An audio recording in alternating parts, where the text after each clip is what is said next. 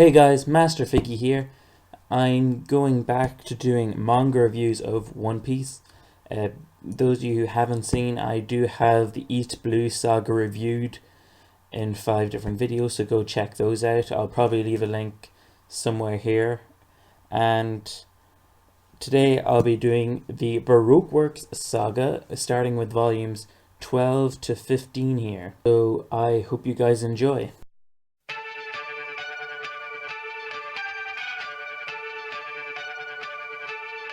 So let me start off saying that there's about 3 different, or 2 different arcs, depending on how you look at it, in these 3 volumes. So to start off, in volume 12 here is the start of the Reverse Mountain arc. That's when, or Whiskey Peak arc, whichever way you want to look at it. And basically the Straw Hats finally make it to the Grand Line, and as soon as they do go up Reverse Mountain, they crash straight into a whale, and they find out there's people who actually want to kill the whale, use its meat to feed the village. But there's also a doctor by the name of Crocus who's in charge of the lighthouse there, and he wants to save the whale, so they help him protect Laboon the whale. We also learn that pirates 50 years ago actually brought this whale to Reverse Mountain because they were close friends with it, and they left the whale with Crocus to mind for them while they searched the Grand Line. But there were rumors that the pirates actually returned to the West Blue or the North Blue. I think it's the West Blue where they came from, and they returned there without even telling Laboon, and Laboon remained at Reverse Mountain, waiting for them for all that time. Now, this isn't very important now, but I want people who have read this keep in mind Crocus and Laboon, because they both become important later on in One Piece. So just keep those 2 characters in mind. Then after this whole fiasco, the Straw Hats actually give a lift to the 2 I suppose bounty hunters to their village called Whiskey Peak, and basically the pirates are actually welcomed by a whole village because they support, or they view pirates and sailors as heroes in their eyes. And so they basically celebrate the Straw Hats entering their town, but suddenly nothing is as it appears, because as soon as the pirates go to sleep, the village turns out to be a bunch of bounty hunters. This is where one of Zoro's absolute best moments, I think, because he takes on about, I think it's like 100 bounty hunters at once, and it's so hilarious. It's so creative the way that he actually fights all of them. It's just such an epic fight, to be honest. And these bounty hunters all work for the same organization called Baroque Works. Even then, there's higher officer agents, we learn, that are the male officers are given numbers, while the females are actually given names by days of the week or by the names of holidays. We also see Luffy fighting Zoro here, which is pretty insane considering how crazy strong both of them are, and also how weirdly insane the idea of those 2 fighting each other, and the fact that Luffy will not even listen to Zoro's side. It's just crazy, and Zoro's going along with this. He's really aiming to fight Luffy. And you also learn about one of the officers for Baroque Works is actually a princess from a kingdom, and Nami agrees that her and the rest of the crew will take her on and bring her to the Alabasta Kingdom where she comes from. And this is where a lot stronger story sort of happens. Like in the East Blue, there was just a bunch of mini stories, and they weren't hugely connected as such. It was just basically the premise, starting off what each character does and who they are and their backstories. Whereas this saga right now is actually the beginning of something much grander in the Grand Line.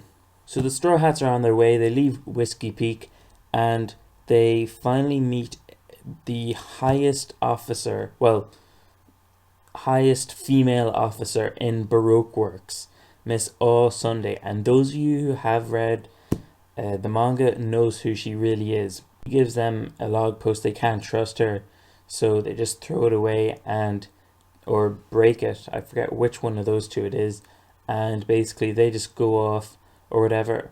One thing that I found odd about Miss All Sunday on the ship was the fact that Sanji pointed a gun at her. And those of you who know Sanji, he will not harm a lady. And, I think it would be hard for Sanji to actually realize that it's a woman sitting on the deck, because, I don't know, it's just very difficult to think that's a guy or anything else. Also, that's the only scene we ever see Sanji hold a gun. It's just the weirdest scene, I think, in One Piece, or at least for Sanji anyway. But anyway, the Straw Hats make their way through after Miss All Sunday leaves, and they make it to a garden filled with giant creatures. There's dinosaurs, there's saber-toothed tigers, and there's actual giants there. Giants fighting among each other, the two of them, Dory and Broggy, and two great giant warriors from Elbaf. And these two characters are great. They're so funny. They're both really good friends, but they will fight each other to the death, and it's very interesting. They both inspire Usopp to become great warriors. We also meet another Baroque Works agent, or well, no, it is agents, Mr. 3 and Miss Golden Week. Now, this was a very weird sort of arc, the little garden arc, because the whole scene where like Zoro, Nami and Vivi stuck on the giant birthday cake being frozen into wax, and with Zoro you can't really tell if he cares or not whether he's going to die, because he starts hacking at his legs and he is bleeding on his legs, like from hacking at them. And then he just holds up his sword. He holds up his sword like this and just poses. Just posing there. He doesn't care that he's going to die. He doesn't care if the others are going to die. And, it's just a really weird scene, even for Zoro. And I know I'm saying there's a lot of weird stuff just sort of happening, but it's just really unusual because the whole fight between Mihawk and Zoro in the East Blue, and the vow that he made that he'll be the greatest swordsman, he didn't even try that hard, and I don't know, it just seemed really weird if you really think about it that way. Also, another thing that was a little bit weird about this arc was Miss Golden Week's power. She uses paints to actually hypnotize Luffy, and each color represents different emotion in that. Now, I have nothing against hypnotism, but because we've seen it already with Django, but it was really weird to it was just so random. Like, the colors never actually touched Luffy himself. They touched his vest, but then I think eventually he did actually take off his vest, and it did actually touch him. But even still, it was just so weird to see, and it wasn't even a devil fruit. That was the really weird part about this arc, and they never really explain it either. Like, I thought it was a devil fruit, but then I look it up, it isn't a devil fruit at all. It's just some weird hypnotism, and it's just so strange. Pretty much all of Baroque Works agents are really weird. You have number 5. He uses his snot as explosives. Well, his whole body's explosives, but especially his snot. It was really unusual, I guess. Mr. 3 with his hair on fire all the time. But yeah, altogether, the Whiskey Peak arc and Little Garden arc, they were good, and they were a good start for a really good saga. The Baroque saga was the very first really long story in One Piece, and I don't think it was bad, but I feel as if the personalities of the characters in One Piece here was just a little bit off, only a little bit really.